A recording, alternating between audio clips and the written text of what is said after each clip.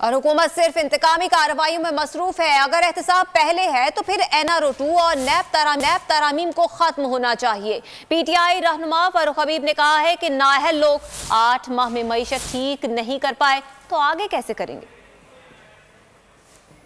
हैं इंतकामी कार्रवाइयाँ जो अगर एहतसाब पहले है तो फिर तो NRO 2 और नैब तरामीम को ख़त्म होना चाहिए और फिर सबको अदालतों में जाकर अपना एग्जिट लेना चाहिए ना। तो फिर जो अगर मैशत ठीक नहीं है और 8 माह में ये जो नाहल लोग हैं ये मैशत ठीक नहीं कर पाए तो ये आगे कैसे करेंगे।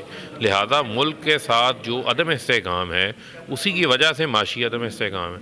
तो वाहिद रास्ता जो है वो मुल्क को आगे लेके जाने का वो फौरी फिल इंतखाबात हैं। इस अदम इस्तेकाम का खात्मा उसी सूरत हो सकता है।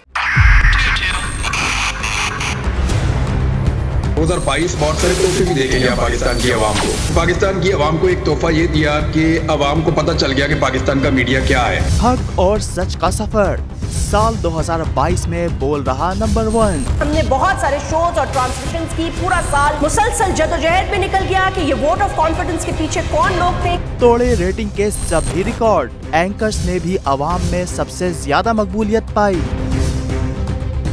और सोशल मीडिया पर भी बोल रहा सब पर भारी। सब्सक्राइब करें और बेल दबाएं ताकि कोई खबर रह न जाए।